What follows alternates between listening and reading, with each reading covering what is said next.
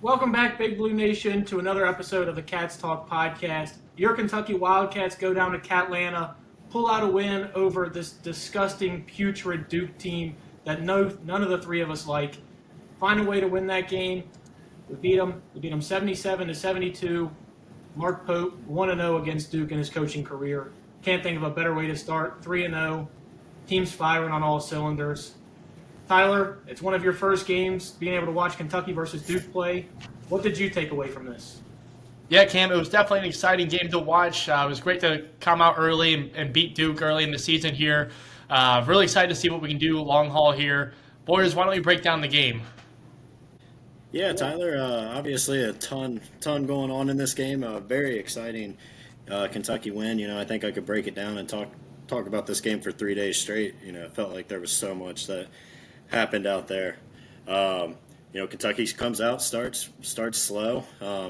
Actually comes out, makes their first five shots, and then after that, first five threes, and after that, Duke really kind of clamps down, and Kentucky struggles a little bit in the first half. We had no answer for Cooper Flag early, and then for most of the first half, Knipple either. Those two freshmen really caused a ton of matchup problems. Andrew Carr, I didn't know if he was a guy that was going to be able to play in this game the way the game started. He had no answer guarding Cooper Flag. But to his credit, hung in there, got better defensively as the game went on. But the big thing down the stretch was the Cats' number one option, which was not something I saw coming into this game. But, working through him in the post and then up top of the key, Mark Pope really found something there. Andrew Carr early, like you said, it looked like this was going to be a game he wasn't going to be able to play in. I was surprised that was who was first run out there to guard Cooper Flag. I mean, they took advantage of it from the rip, an alley-oop play to Cooper Flag to kind of start the game. And, man, where would this game have been if we wouldn't have started 5 for 5 with our first three-pointers that we attempted? I feel like this game could have gotten away multiple points during this game. I think there was even some times in the second half where it just seemed like Duke was, one stop away from putting this game away, or even like another bucket from putting this game away. But to Kentucky's credit, stuck around, kept it within striking distance. Anytime we, cut that lead down, we'd cut it down from 9 down to 5. They'd push it back to 9. That was kind of a roller coaster from basically midway through the first half all the way until midway through the second half. Really, the thing that turned it around was Andrew Carr just hitting the gas offensively. If you told me in this game, we only shoot 40% from three, which is not bad by any means, but Jackson Robinson only has 1 point in this entire game and doesn't make a single field goal, and we win this game by 5. And I don't know how you can be more excited about this after the way you saw Knipple, which we said Keipel last week. It's Knipple. That's probably the worst name I think I've ever heard, even with Duke guys. And then Cooper Flag from Maine. I mean, him being from Maine says enough in general. I mean, those guys, they were on another level. We kind of saw what Kentucky's used to doing to other teams and having, two stud freshmen take over a game. It was good to be on the other side where kind of experience kind of leaned. We leaned on our experience throughout the entire game. Yeah, and that was kind of my point coming into the game.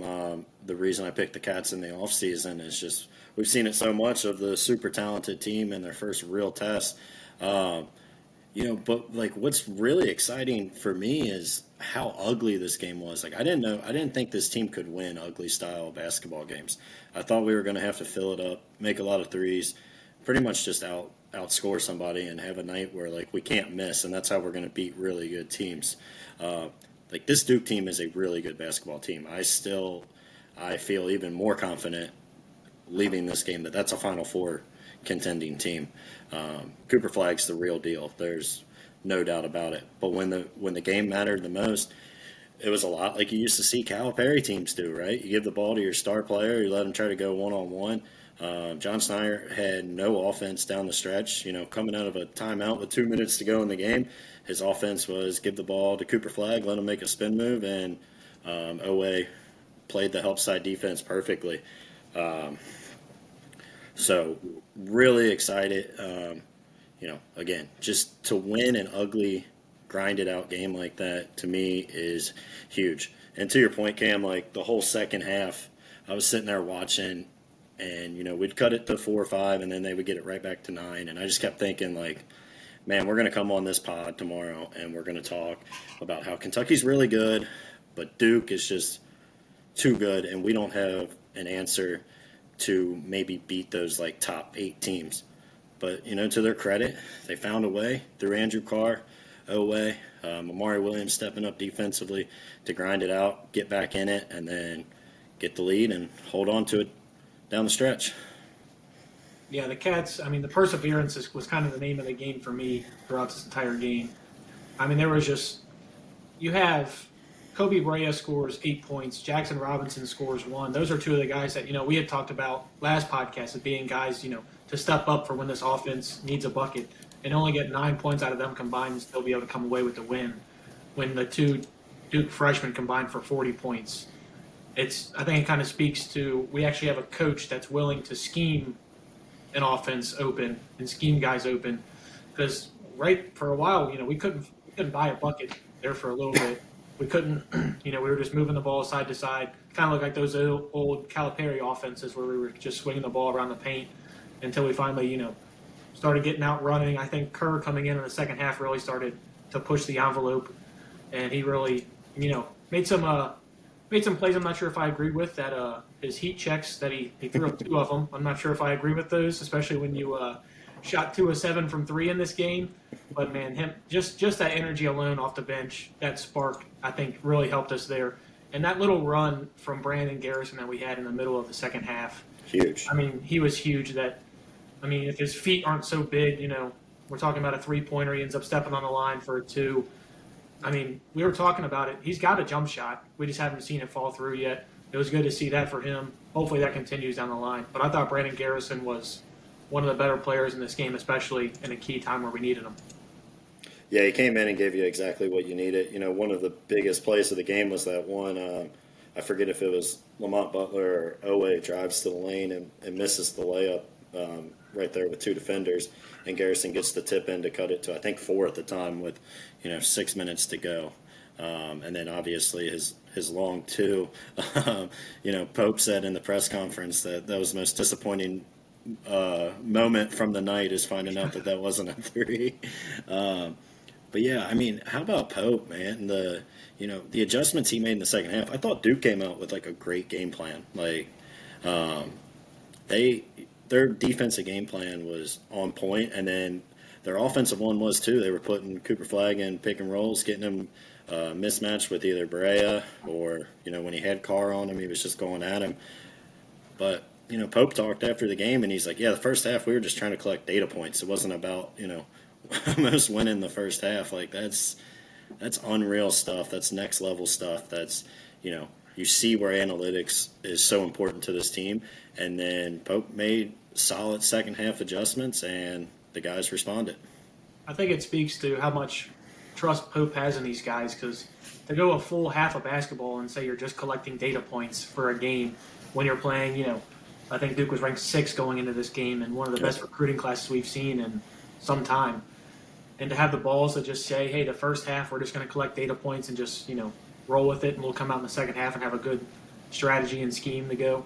I mean, I think that speaks a lot to what Pope thinks about this team. And it's good to have trust in guys because, this time of the year we're used to working through things, doing all of this, doing that. It's great to see. Breath of fresh air. I mean, some things that we kind of talked about kind of showed their ugly head at the beginning of the first half. We've got to figure out how to get more physical down low. Points in the paint. I think first half, 26-8, the paint point discrepancy. Yeah, that sounds right. It was something egregious like that. We've got to find ways. Andrew Carr had a great game. Don't want to take anything away from him. But, I mean, he's got to find ways to be more physical down low because right now, if Amari or Brandon Garrison aren't down there or in the game, we're just a liability in the paint. And luckily, we came out with a better defensive scheme in the second half, analyzing all those data points that we got from the first half, as Pope said. But I think, that and just rebounding in general are something we're going to have to take away from this game and work to progress moving forward. Yeah, I agree. Me and you were texting, and that first half I texted you, and I was like, yeah, rebounding's an issue. It was something you really kind of hit home on the previous pods, and I was kind of like, yeah, I think they'll figure it out. But, I mean, it almost seems like fundamental. Like, there's not a lot of like boxing out. There were times where like Carr and a few of the other guys, they were almost just like going straight up trying to tip the ball to themselves, and Duke would just come right over the top and get it. And if you're not boxing out, you're not going to get an over the back call. But as bad as I think that was, it makes it almost even more surprising. Like, one of the big runs we went on was without Garrison or Williams in the game. Like, that's not something I first, saw coming.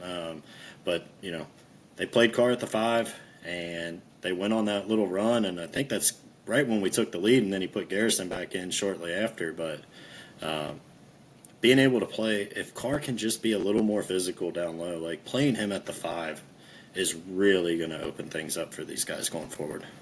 Completely agree. And, Tyler, we were talking about, just as we were talking about this, the rebounding, do you think that might be opposed, just like the offensive scheme we have, where we want to get out and run the ball so much off the jump? That might be why we're leading to, not getting boxes out, not force. We don't have 4 or 5 guys crashing the rim, crashing the paint to get defense rebounds because we're looking to outlet and get on the run so fast. Do you think that's something that is a part of the reason why we were getting out-rebounded so badly in the first half? Yeah, Cam, I just think the style we play, it just makes it difficult for us to get those rebounds. Yeah, and I do think part of it is also just fundamental. Like I mentioned, there were so many times in the first half where I just watched the guy go straight up and try to tip the ball to himself. Andrew Carr being the big one. But, they fought through. Carr did finish with 5 rebounds. That's more than we've kind of seen coming into this one. But I just collectively as a group, they're going to have to get better. Yeah, agree completely. I mean, you can't expect Amari Williams to be your only consistent rebounder. I mean, even in this game, he only had 8, which is, it's about what he's been going at season averages. But you do need guys, like Ortega, who had 6 in this game. I still think you're going to need more than 5 a game from Andrew Carr. I really do. Yeah. You're going to want, unless we're really kind of like limiting his role later down the season and Garrison starting to get more of those minutes. But even then, Brandon Garrison only had 4 rebounds in 17 minutes. For his athleticism and size, I think he's got to be able to get more as well. Right now, I just don't, like you said, like Tyler alluded to, we're susceptible to giving up rebounds right now with the pace of play that we have. So it's we got to find that happy medium. And I think that's going to be something that Pope's going to be working through, especially with all these non-conference games we got coming up, like Lipscomb, which we'll get to a little bit later. Yeah. But like the other part of it, just in the game in general, was how many bodies Kentucky threw out there. And by the end of the game, Duke was tired. And maybe that's why we started rebounding a little better down the stretch, was they just didn't have it. You saw their big man cramping up. Pope did a great job, I think, with the lineups. Like Amari Williams only playing 20 minutes, keeping him fresh when he comes in. Brandon Garrison was right there at like 18. So you had both of your big men energized towards the end of the game, and that was, I think, a huge key as well to getting the win. Yeah, just talking about the minutes in general. We only had 2 guys that played over 26 minutes, and that was Ortega and Andrew Carr. And I think Ortega's going to be one of the guys where he's just going to be able to stay on the floor no matter what. He's conditioned. He's been playing with Oklahoma. He's used to this. And then, yeah, like you said, to keep Amari Williams fresh and only having him have 20 minutes. There was times during this game where Amari was the only one who it seemed like wanted to make a play, especially towards the end of that first half. But we do have to get to a point where we got to limit it a little bit. I love his playmaking ability. I love the fact that he can take it up the court if needed. But then again, I don't want that to be our first option. And it did seem like at a time where at the end of that first half, the Amari Williams clear out was really the only thing that we were running.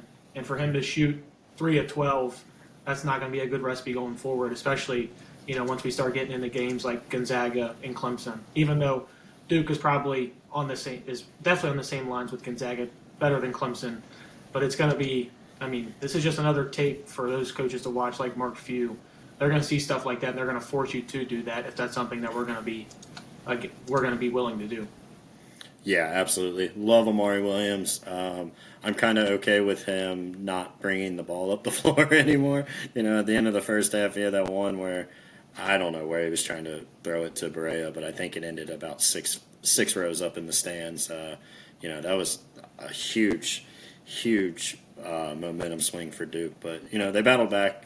I thought he played much better down the stretch, but yeah, just him going in the post, it wasn't working. But I mean, I think they kind of realized there was something there in the post, and Mark Pope made the switch down the stretch. You know, hey, I'm going to let Andrew Carr get in the post, let him work, let him get Duke jumping, and get some and ones, get to the free throw line. So maybe it was there, maybe that was part of the game plan. We just had to switch who was executing it. Yeah, especially with Common Malawak out of the game with his cramps or whatever John Shire was crying about after the game, talking about like cramps are the reason they lost this game. Yeah. I mean, let's be real here. You didn't lose the game because of cramps. Granted, Kaman Malawak, I mean, it looks like he's going to be a lottery pick, but I mean, Andrew Carr was getting buckets. I mean, he was in and gave up a big and one. So yeah, that's what I'm saying. So that's not a. And he still played 22 minutes in this game, so it's not like he was out for too much time, especially for a freshman center. That's a good amount of minutes to get. But yeah, I mean, John Shire crying about that. What Duke in general? It's Duke. Yep.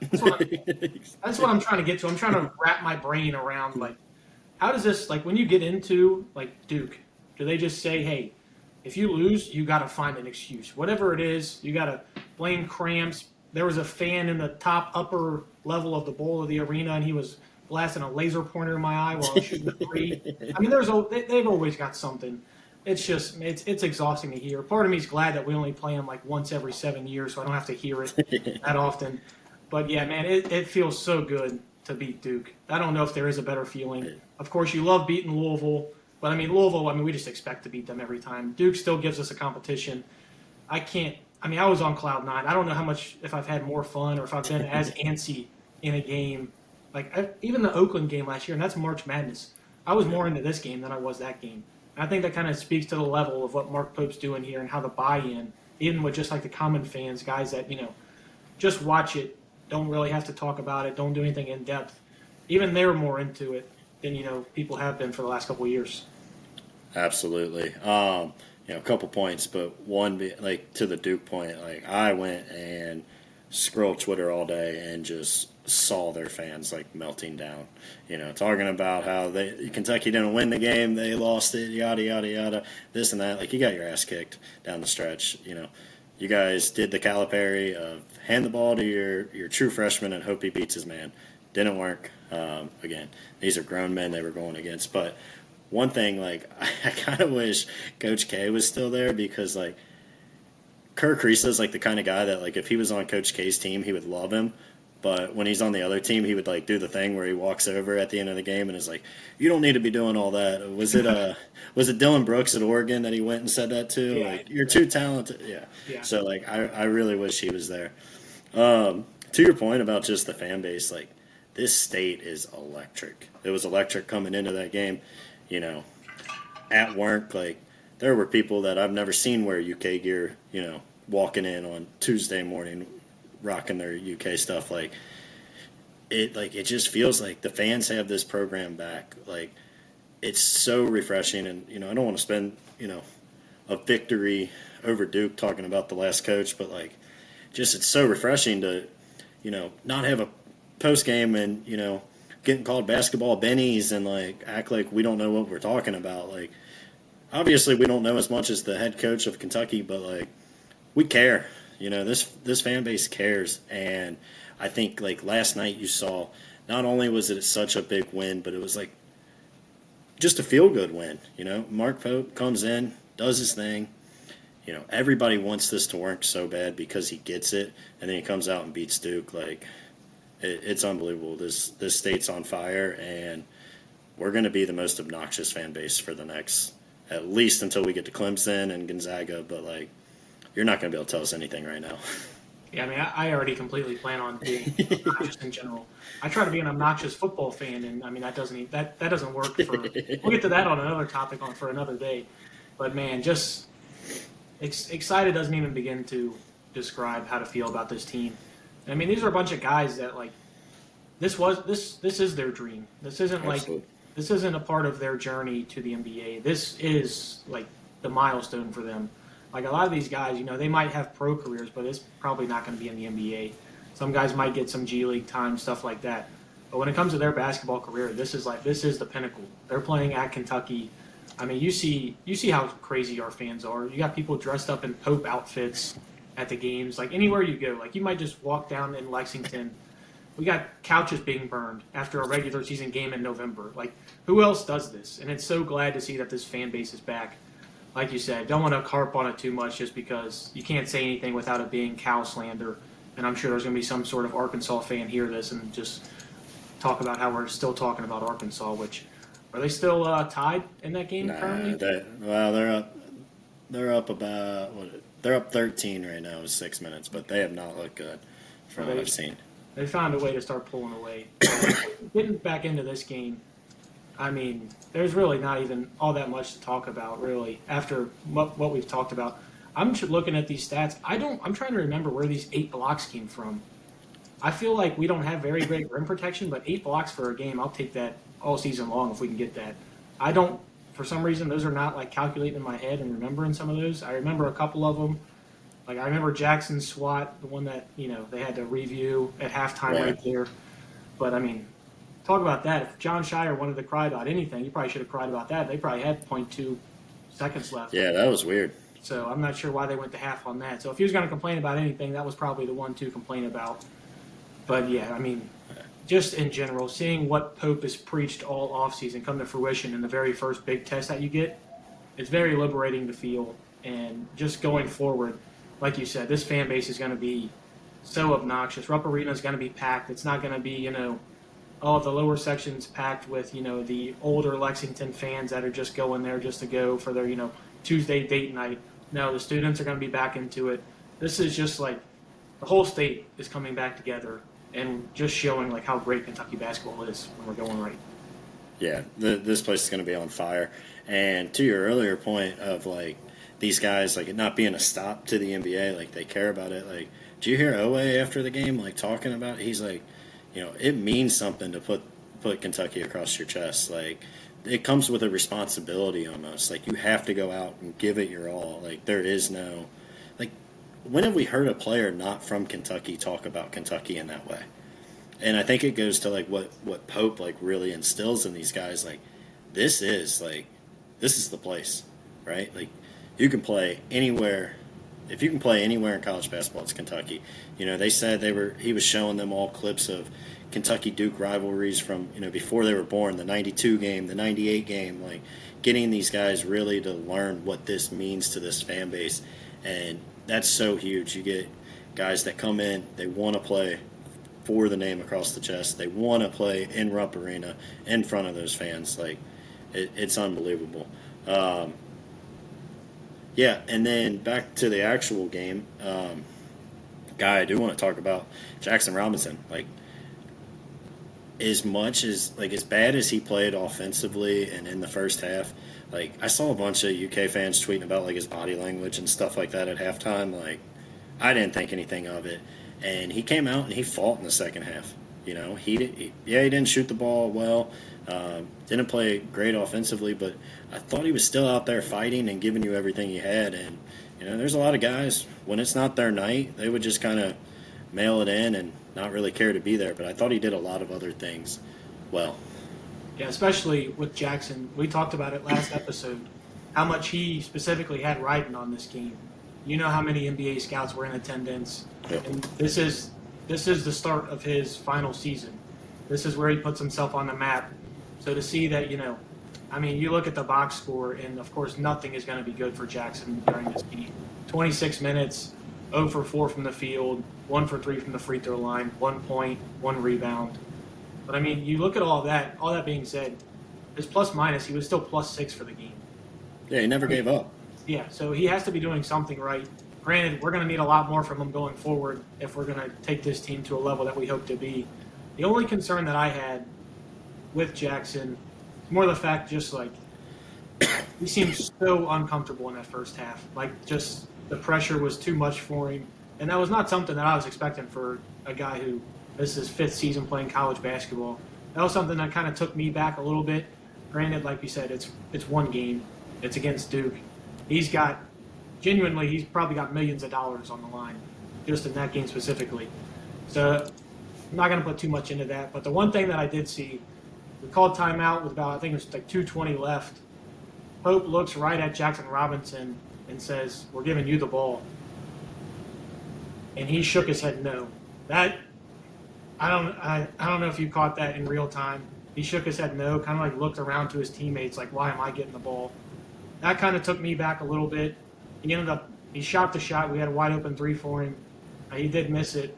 That's the only thing that I'm kind of a little wary of going forward, especially because you've heard Pope and these other guys like Lamont and all these guys talk about his leadership. I felt like that was kind of a bad look. Yeah, I don't know. It's hard to know exactly what kind of was said or the reaction. Just picking it up on the TV camera, I didn't catch it. But he did take the shot. He missed it. It's weird because like he is a guy that's played big basketball games, right? Like he played really well in that game at Kansas last year. So like I don't know if he just pressed because he knew all those NBA scouts were there and he wanted to play so well and it got to him. But I don't know. I mean, I thought for sure he would have to be the guy going forward that late in games gets you a bucket. And I still think he is that guy for us, and I hope he is. That's what's going to take us to another level. But if he's not, like, do you feel more confident going forward now with just Andrew Carr being that guy? Personally, I don't want to spin this into a negative, but I don't think Andrew Carr is going to be that guy going forward. I mean, a lot of these were and ones, and granted, he did finish at the rim, but I'm not banking on Andrew Carr finishing around the rim through contact just with his slight frame. That's not something that he's been good at, even going back to his Wake Forest days. Taking nothing away from him, he did in this game. He's the reason we won this game.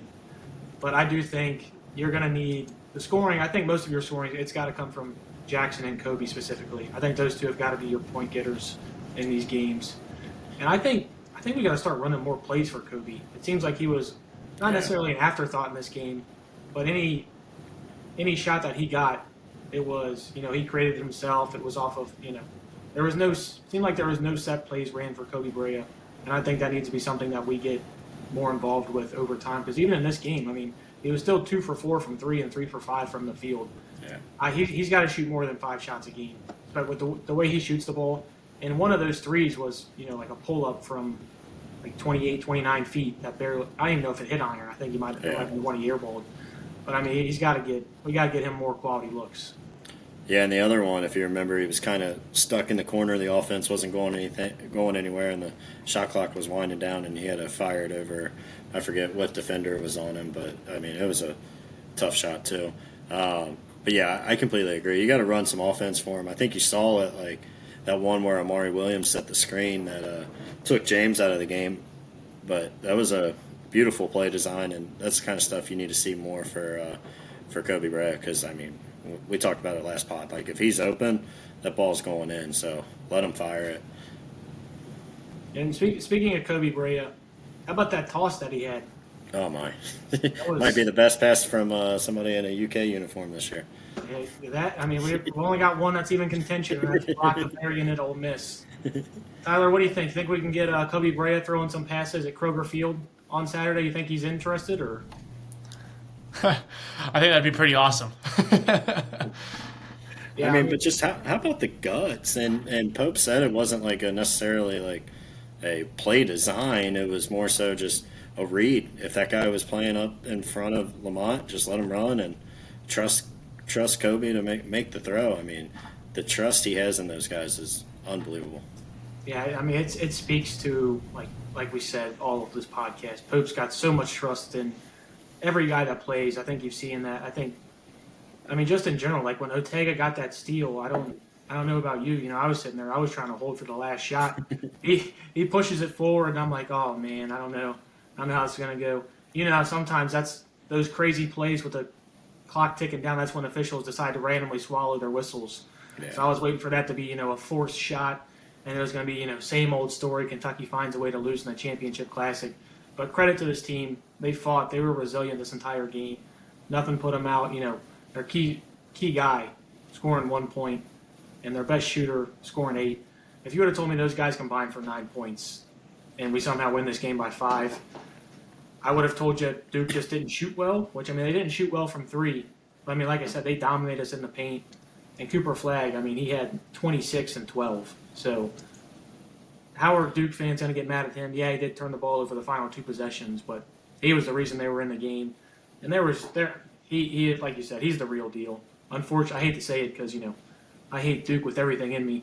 I hate Duke more than I hate Duke more than Louisville, especially when it comes to basketball season. I think it's got to be said. Duke's the number 1 rival for basketball. Louisville's basketball program is broken. It's never coming back. It's never coming back. It's done. Now football's a different story. Football, trust me, nobody want to beat more than Louisville, and we got to talk about that at some point. I'm not sure if that's going to happen, but we need it. We'll talk about that in a couple of weeks on the pod. Yeah, but I mean, to your point about Cooper Flagg, like we've already said it, but like 100% real deal. I was pretty much in awe watching him last night, and but to these guys' credit, they never gave up. And how about Pope? Like again, like talking about, he's like, watch the spin move. I think we all kind of felt it. The only move like one-on-one in his bag right now, it feels like, is that spin move. And Pope in the timeout tells him to watch the spin move. Otega comes up, reads it perfect, makes a great play, and then obviously hits the free throws that give us the lead.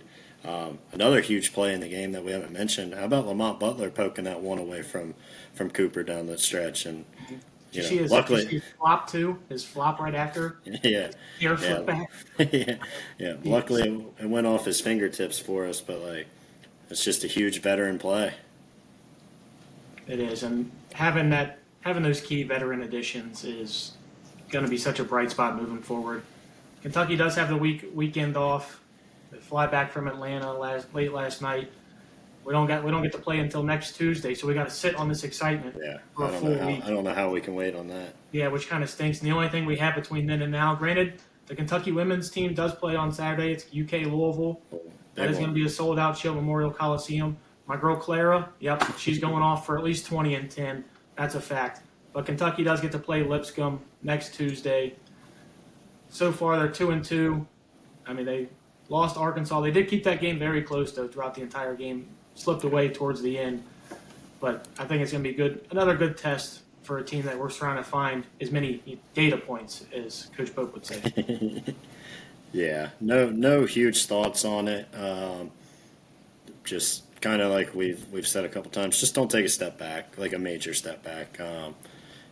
This will be kind of a game where you can maybe get Colin Chandler a little more time to continue to find his footing. But yeah, I can't believe we have to wait a week to watch these guys again. I'm ready to give me Gonzaga, Clemson, and Louisville back to back over the next 3 days. I'm ready to roll. Right? Can we officially say? I guess we're punting on the football season. Dude, that's all I. Can we officially say that the Kentucky fans have punted on the football season? We already figured it was already happening. We'll still make our podcast regardless. But man, I just know people aren't going to be tuning into this, especially after that Duke game. I was telling people all week at work, I'm like, I just need this. Like, I need to feel something good between, the way our Cincinnati Reds season went, and the Bengals season so far has been hugely disappointing, and then 3 wins in UK football. Like, I was like, I need something. I think that's what made last night even more special. The basketball program hasn't been great over the last 5 years, but disappointing April till now for our other sports. Well, let's go ahead and give our predictions for that Tuesday game against Lipscomb next week. It's hard to put scores on these teams because, you don't ever really know what to expect. I mean, these games could go one way or the other, with it just being a blowout, or we could keep it close. Luckily, so far, we really haven't had that. We haven't had to see that, that scare of, oh, man, we're only up 5 at halftime against Lipscomb. That being said, I think, we find a way. I'm hoping, I should say, that Jackson just comes out and he's just firing this game. Comes out. I kind of want to see him have anywhere from 12 to 15 shots in this game. Get him used to being the number one guy. Make sure he's confident in himself. I got Kentucky winning this game. I'm gonna go 94 to 68. Yeah, I think the way Kentucky's been playing, they've been really hot so far this season. They put up triple digits twice now. They beat a really good Duke team here. I think they're going to continue the roll here. I think they're going to go right around their season average, around 93 points for the game here, beating Lipscomb, let's say 72. Nice. I'll say the Cats get back over 100. So I'll say 101. I like 73. 101-73, similar to Bucknell. So can we entertain the idea of 40-0 or? Last night I was yelling at like you couldn't tell me anything last night. This team. Well, real quick before we hop off here, like, where has what did that game last night do to your expectations on the actual season as a whole? I think it really just, of anything, it just raised the floor of this team because you were worried about those games where we didn't shoot well or we didn't have a key performer step up, and we weren't sure, were we going to be able to win games like that. And being able to win a game like that against a top-tier opponent, I think, if anything, it just shows you, I think the floor of this team is Sweet 16 should be right around there. I mean, NCAA changes so much once you start getting into conference play, so it's still early to say. But I think, if anything, it just raised the floor of this team. Look, I think the expectation stays the same for the most part throughout the rest of the season. But to your point, I think there's a new level of grit that you can add into the mix there. Some of those higher competitive matches. The fact that we were able to do it so early in the season, I think is very, very helpful for down the line when we're playing some of those top team competitions. Like you said, Cam, when we go into the SEC championship matchups or into the March Madness, hopefully we can get some more competition there. Yeah, for me, it does raise expectations a little bit, to the points we made. I didn't know this team could win a grind it out, not playing best offensively game. I know I predicted a Duke win at the beginning of before the season, but I still kind of thought it would just have to be, we would have to get insanely hot from behind the arc.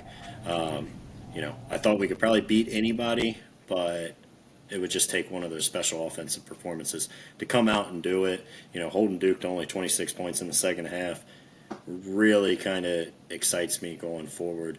And, again, I thought those top 8 teams in basketball this year would take a special performance from us. Not to say last night wasn't special, but I think it just shows we're a lot closer to those teams than maybe we realized. Maybe we don't have the superstars, but we got a lot of really damn good basketball players. Yeah, just speaking on that, this is first 3-0 start since 2016, which is Crazy. kind of a crazy stat in general. Well, when you don't win the Champions Classic for Yeah, that's how it works. But 8 years since we've started out 3-0. So all I'm going to say is I'm riding 40-0 until I can't anymore. Tyler, why don't you go ahead and take us out of here? 40-0, let's go. Thank you so much for everyone for joining in. It's been a pleasure having you for yet another episode of the Cats Talk podcast, breaking down basketball every single week after every single game. Make sure to tune in. If you haven't done so already, make sure to follow us on Instagram and Twitter.